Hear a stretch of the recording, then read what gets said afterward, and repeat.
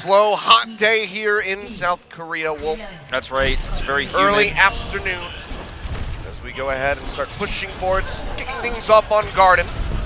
It's those summer days. It's summer vacation. You're taking some time off, playing some Overwatch in your free time.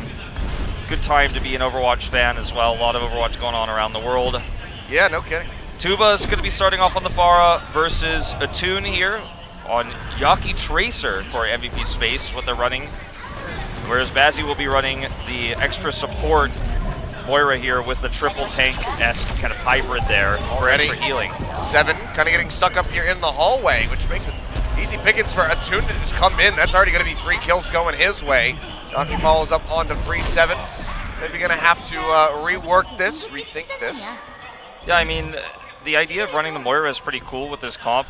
It just doesn't give you much, you don't have much dive potential because you don't have the Tracer, you don't have a Winston. Your composition is much slower, but it does have a strong approach potential, so even though they lost the first point, they can get onto it pretty easily with the amount of shielding and extra AoE healing that Moira is going to provide, plus the, or not Moira, excuse me, Brigida, and the burst heal you can give to Pharah at range. That's always super helpful in the Pharah duel. You can even get armor depending on, you know, how hard you're winning that Pharah battle. Speaking of which. Yeah, Tuba already coming up with 2. Yaki and Undyne both going to go down as 7 looks for the flip. Still, remaining members of MVP space trying to hold them off. Going to be Attune going down though. Mika getting revenge for earlier. That first kill going over. Bianca knocked out of the mech over on No Primal Rage. We'll see if he wants to stick in here just to buy time, or if he'll peel back and wait for his teammates. It's going to be the former. Yep, so it's going to be, looks like the flip coming through here, 4-7. Just about. They're still trying to delay this one. Stun comes onto Yaki though. And they will have a really nice ult advantage due to the way that MVP space is operating with the Tracer. I think that it's best to rally ahead, and they are going to do that because Pulse Bomb is something you want to worry about. Barrage is something you want to worry about. If there wasn't a Tracer on the other side, you might want to save it for the fight because Pharah does slower, consistent damage. But yeah, I like this pre-rally. Now they can build in this fight. Oh, Barrage coming down from Attune, right up above is Tuba. Trade that one back, but it's going to be 2 kills now going over to the side of MVP space, and the res brings Attune back into the fight. Transcendence used from Revenge. She's got some armor that needs to be burned through, but Mika's going to be dead. He doesn't have a pocket, gets healed up for the moment with that health pack. Seven's still going to be in control, but MVP space very wildly winning this fight, looking for the flip. They're already at 60% from that first take. They can get this away from 7, which seems highly likely. We'll be getting closer and closer to that 100%. Right now, Tuba trying to buy a little bit of time. Gets his way up over the top. Pulse Bomb nearly ready to go from Yaki, but doesn't need it to take down Evo. We'll just go ahead and burn him through. They couldn't survive long enough with the early pick onto Mika and Bazzi as well to use their ultimates efficiently. So all they had was the rally. Had they been able to grab and or shatter, then Bazzi probably had another rally right now. They hold the point, and then they've taken a massive lead in control meter. They'd probably be at around 80% right now. But because of the early picks for MVP space and that chaotic engage for Attune, they are in bad shape now. Yeah, they are. Mika and Tuba both going down. No more Farmer's Seat. Pulse Bomb ready. Yaki looking for an opportunity. Shield's going down. Finds the stick there onto Free. And actually will just kill Bazzi in the exchange.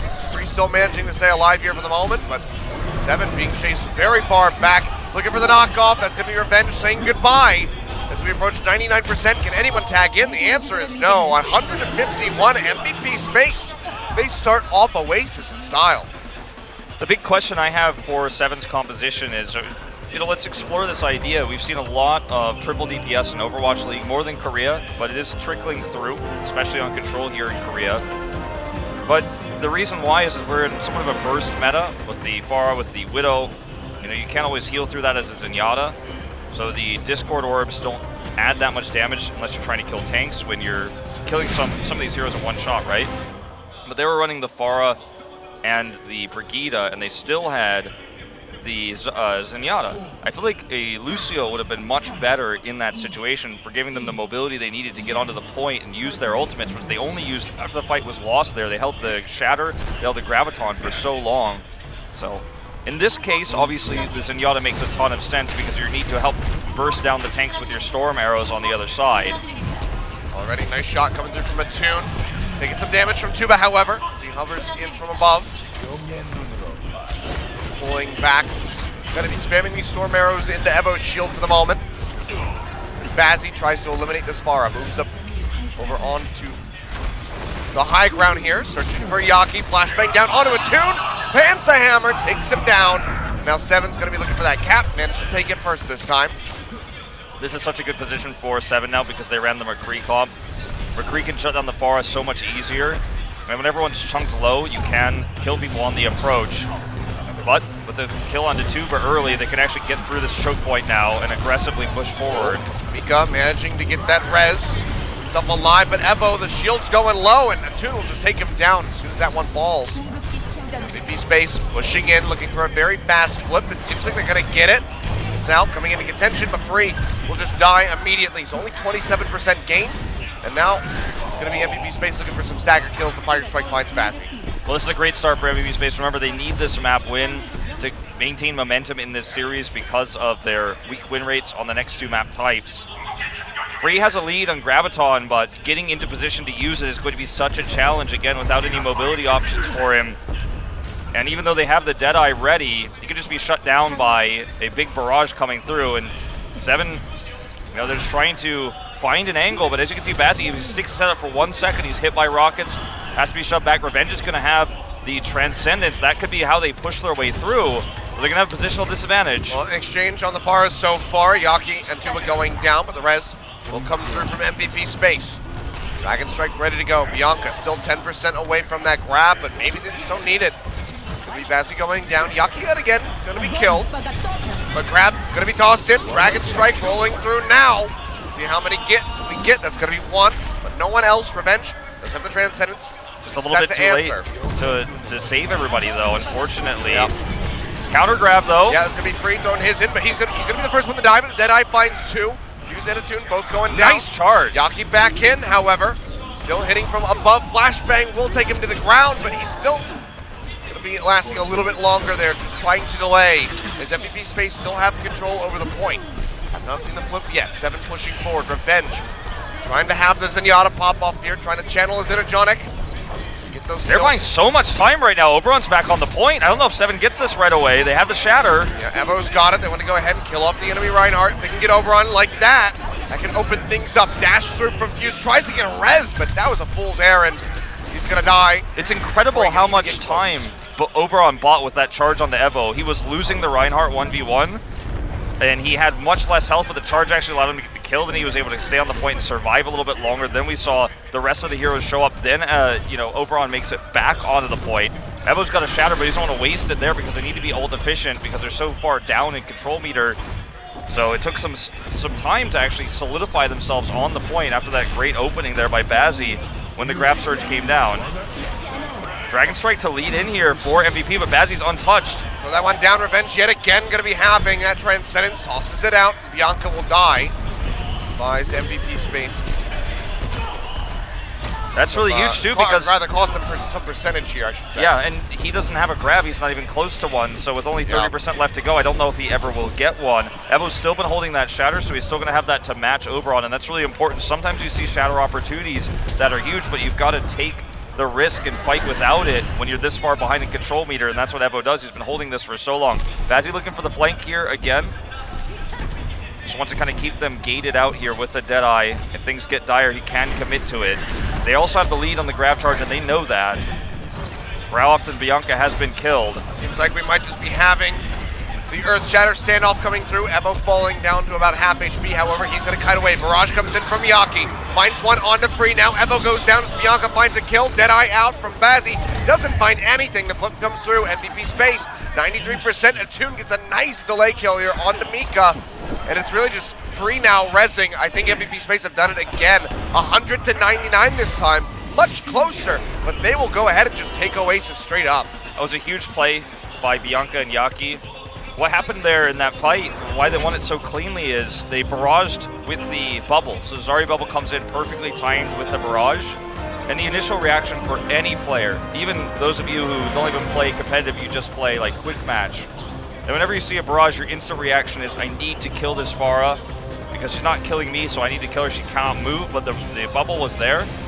And everyone shot at the Pharah immediately, but the bubble absorbed most of the damage, and it wasted so much. Meanwhile, Attune had already switched to the McCree, was flanking from a different side, so while everyone focused their attention onto Yaki, who was bubbled there, with the Barrage, who also got the kill there onto Free, which prevented the Zarya from doing anything in that fight.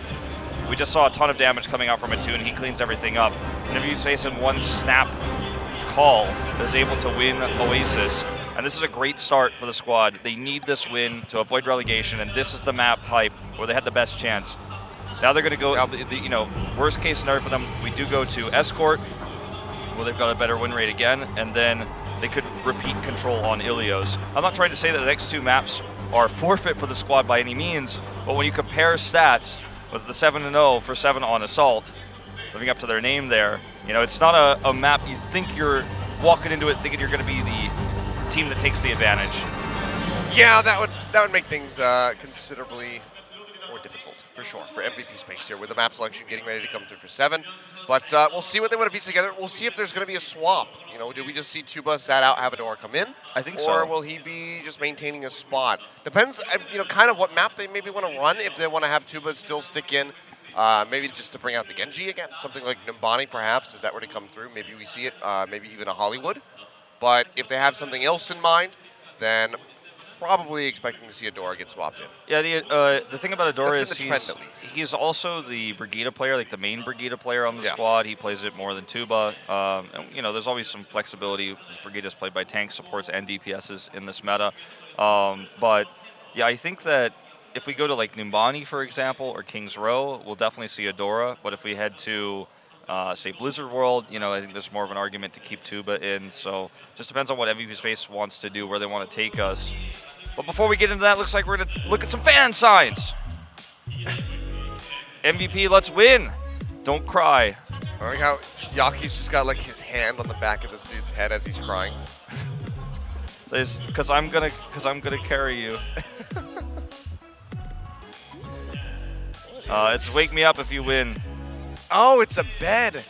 It's. I thought it was like a box. It's Jangu, the character. I thought it was a box of those like decorative rice cakes. Yeah, he's sleeping. You sometimes get it. It really looked like it was something like that. Okay. Hello, friends. We got like a nice Tracer sketch going on with Adora's face on it. Yeah, just printed that one out. Stuck it on. I wonder if they actually drew the Tracer face in before they stuck it on. Maybe. They might have gotten their idea a bit later. Threatening there if 7 wins. She's gonna get you.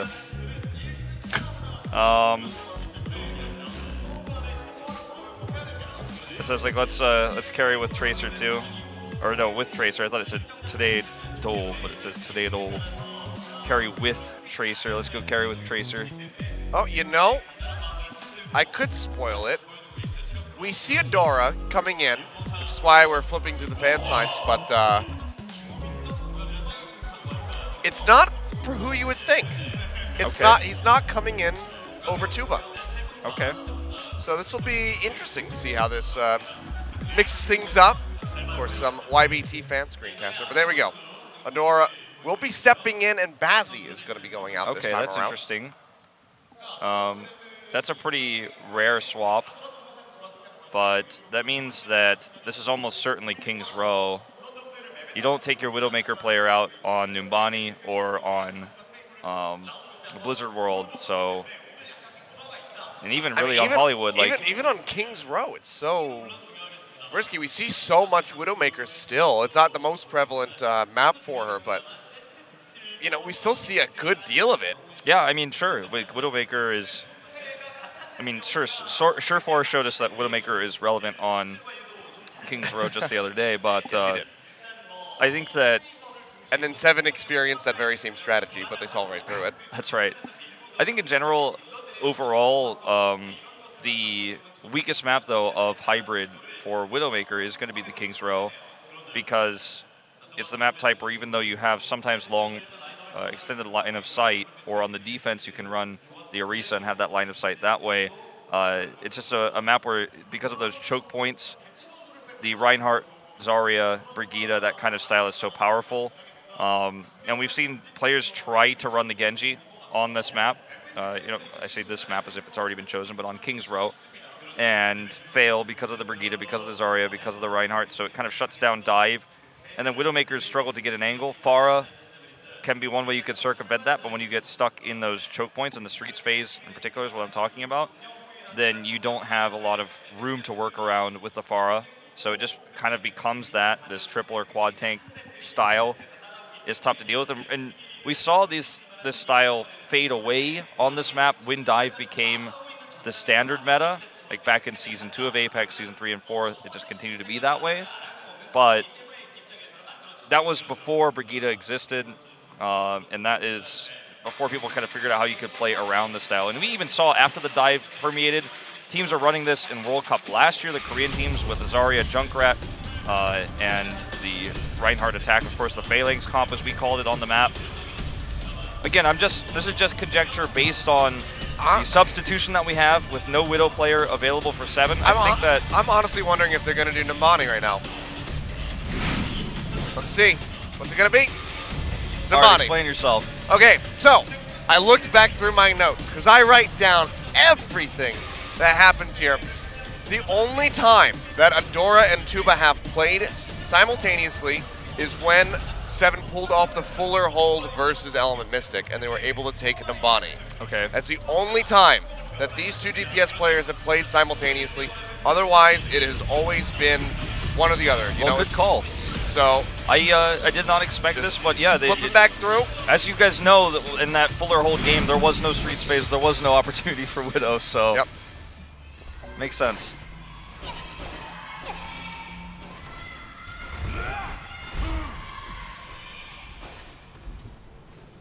So let's see how they want to set up on defense, but we're a ways away from that now. They will have to attack first, which is where it's going to get a little bit weird. Adora was most famous on the boxes for running Genji on attack on this map, with pocketing coming through from Overwatch on the Versi. It hasn't quite built that level of synergy yet with Mika. It is going to be the Pharah Tracer once again, with Zenyatta defensively for MVP space, not changing the comp at all. This is not a common composition to see on this map. This is what we saw in Eichenwald yesterday, however, where we saw a guard flanking with the Tracer with the Pharah up in the sky. Already. Tuba getting tagged up. 7 starts moving up towards the high ground here. Trying to shove MVP space down below. Adora into the back. Be dueling out with Yaki here for the moment. We can find him. Evo going dangerously low, getting jumped on. The pocket coming through from Mika. Trying to keep him alive. Seems like they are able to do so. Half a tick. All they've gotten so far. Another direct shot there on the Tuba. The pocket is there, keeping him alive. Now, they have a really nice position still, MVP space here on the high ground. As you can see, Evo is going to lose out the trade here in the Winston battle because of that. Okay, Tuba pushing straight up into a Toon space, manages to take him down. The res hasn't come through yet, and might not. Now Oberon's out of the fight, and if you have to choose, I think you go for the Winston. But just might not be able to get into position. Seems like, yeah, it's going to have to be a Toon, just kind of shoehorned into that res. But everybody else on MVP space is dying, so it's really just resing him so they can kite back together. He says, you know, I need somebody to float to, so just come with me as they try to go away. You're so reliant on the Pharah comp to dominate when you're running Pharah Tracer because you don't have another line of sight to threaten heroes from the back line with the Widow, for example. Oh, did not connect. Okay. But yeah, that was just a kill that opened up for 7, and then they had half their DPS gone, and Yaki couldn't alone do the job.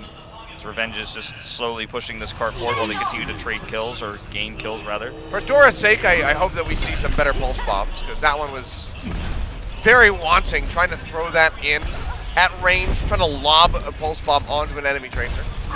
Not the easiest thing to do. Certainly not. If it works, like jumped onto the back line, pocket coming through from Mika, keeping him alive. Yaki just trying to get these one clips through, but cannot do it. And he is just going to get taken down in the end. Revenge comes up with another kill.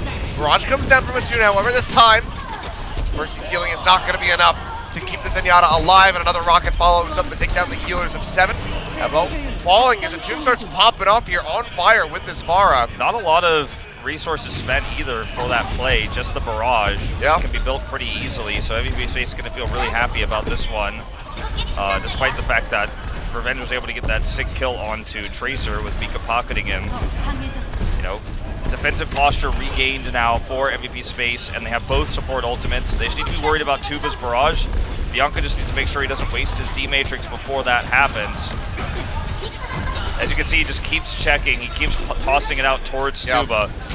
And Tuba's very aware of that. Oh, Undyne finding the kill on a door there. So he's trying to wrap around, and the pulse bomb ready to go. Yaki tosses his down, but not going to find the stick. The bubble comes in, but Evo still dangerously low.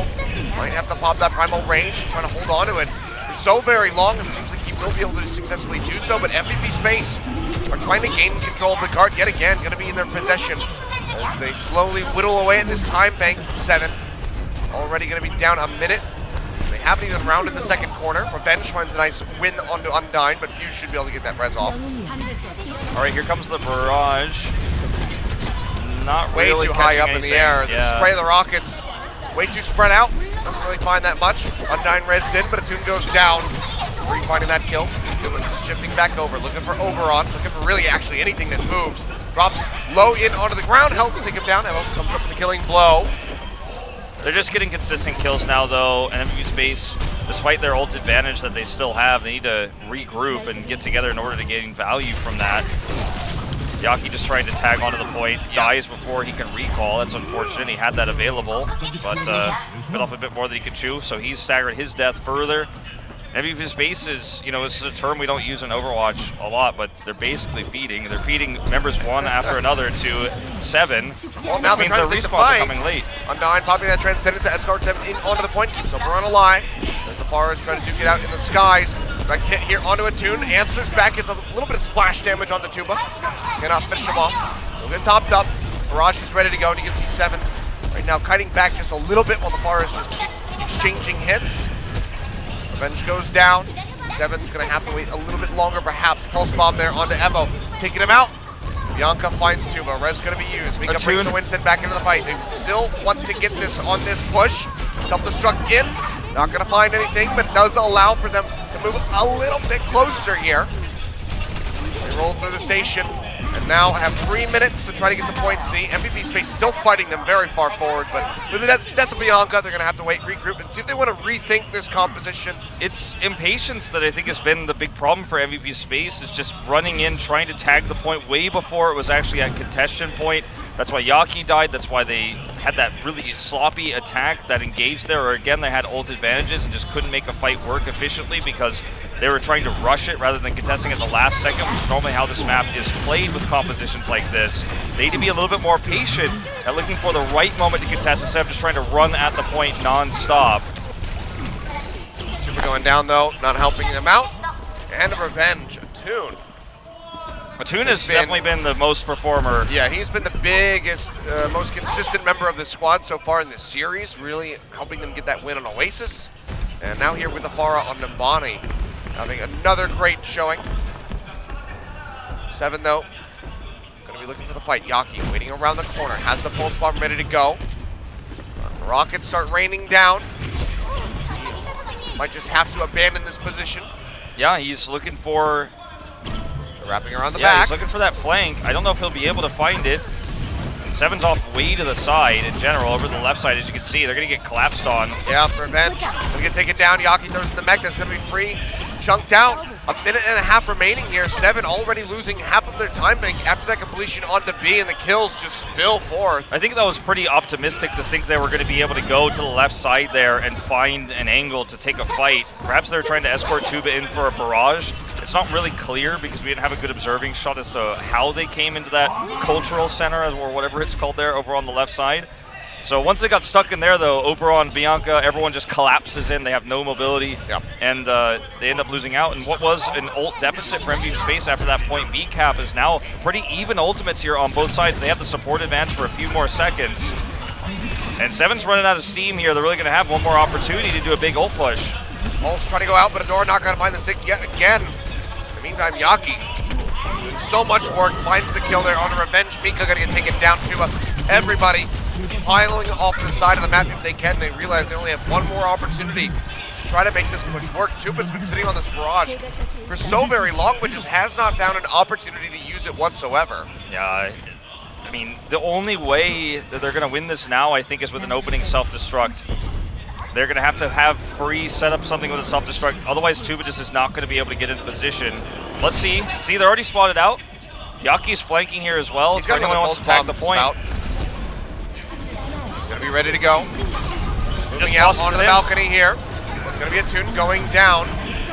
See now chasing in, looking for the hit on Diffuse, trying to finish off this Mercy. Body blocking him here. But he is just going to get the pistol out and takes down Emo. That's 3 members dead on the side of 7. Now they have no supports. Revenge died. Didn't use the Transcendence. Just now is going to be coming back in, but it's already in the overtime. You can see here it's Free all on its lonesome, trying to stay alive desperately, but Oberon arrives, has the Primal Rage, can smack everybody else away from this payload. Overtime. Going to be ticking away rather shortly here. Transcendence comes in. Mika swapped over to the Lucio, looking to extend this. Self-destruct out from Bianca, finds a hit onto Emo, taking him down. Goomba Stomp onto Revenge. Mika gets shredded out in MVP's face. Will successfully defend here on this final stretch of Numbani. Yeah, and there was just, you know, not a lot of coordination on that final attack, but that's what happens when your time bank goes down to 0. You don't have opportunities to reposition and rethink. You have to go then and, sorry, I was going to say here and now, but it was then, so there and then. You have to go in right away. We saw Free toss out the self-destruct, and he was able to grab the kill on the enemy Diva. Bianca got demected and killed there, but beyond that, you know, a lot of damage came out from Attune with his barrage that led in. And then we saw Yaki, who was flanking there the entire time, or hiding, I should say, for a potential flank, just do so much consistent damage. And yo, what up? The baby wanted to see 3rd point captured, but it's not going to happen. Give it to me. So now, well, maybe MVP will. Now we get to see Seven's defense, though. Like, that's what this is all about. They got the fuller hold, you know, as you mentioned. Yeah. And they picked a comp that's Adora Tuba. Not going to see any crazy Torbjorn, just more standard defense, but they need to dominate with this. After they were unable to get .3 completion, Yaki's going to be locking in the Genji, interestingly enough, to start this off. So Bar Genji can work. You body shot, and then you dash combo anyone who gets hit by those rockets. See if they want to stick with this. Fuse, of course. I'm not expecting. Yeah, that's him not to be real. Running the triple DPS with a Hanzo in the mix, but he could Sonic Arrow, but it's more like he's just. You would probably just want to use a Sombra for that. So it'd be real neat. Yeah, I think it's going to be pocketing on the Genji. I think the Genji's real. We've seen crazier things before. I mean, again, this has been seen a lot on this map. It's very much a lot of burst damage. It's a comp that requires a lot of coordination. You need to call out your targets as a Toon, and Yaki needs to be ready to follow up with Oberon as well. And there you go. Okay. That's exactly it. You get the body shot on the Zen. Guess what? Genji's in there. Yeah, force the res. That's going to put Mika in an awkward position. It seems like he was able to dash his way out to safety. Rocket's just going to be spamming away at Toon. Looking for the hits onto Tuba. Get that Discord Orb on him. Help shred that far out of the sky very rapidly, but can't find it. Yaki for now just poking around the corner. 30% for a Dragon Blade. Not going to be the fastest build that we've seen, but hasn't really dove in yet. He's still looking for that opportunity. Reflection goes up. He surges near to 50% now as Adora drops in behind. Undyne and Oberon both going to go down. Just going to be finding Mika for it. So 7 still holding firmly at the moment. Adora trying to spam away into the skies here, looking to get Attune taken out of the fight. It's going to be the recall coming through. He keeps himself alive, and MVP space will be held at bay for the moment. They'll get the final tag. Oh, love zap as Bianca tries to jump off the side. About 3/4 of a second extra stagger there, just for good measure. Maximizing. 2% extra. Alt chart. Good to go. That's right. That's how you're going to do it. But Yaki is maxing at its finest. He's 80% of a blade. So this next push is the really scary one because he will build it in the longer fight. And they will have Valkyrie as well to kind of contest the point after he gets some opening picks of the blade. If he's able to survive long enough to get it, he's at 92 now. And the big targets are going to be the supports. Notice the positioning of the supports super far back right now. Well, Valkyrie comes down, Adora finds the stick onto Yaki. And Attune will also go down. Adora finding the double kill. Fights his way back over to the point. MVP space trying to back up. Seems like there's not going to be any further staggers coming through. That's a huge pick because the Valkyrie was used. Yaki couldn't blade like he wanted to. The positioning of the supports was really far back for 7, which was smart. Obviously, Mika was up in the sky, but very well positioned, and Revenge was like way in another world. Like he was on map 3. But Yaki had to go deep in order to maybe pull the blade, and that's when he got caught there. All right, well, Tuba, he's going to go ahead, gets himself killed. Mika, see if he can get a res off. Dragonblade comes down, though, takes out the Mercy. Bianca finds a kill onto Free. Now they turn their attention back over onto the point. Evo trying to leap out of there, pops the Primal Rage instead, gets the corner onto Undyne, but Undyne comes up with the kill first. Undyne will not huge fall. here. Adora now going down. Oberon finishing him off. 1 tick coming through. MVP space.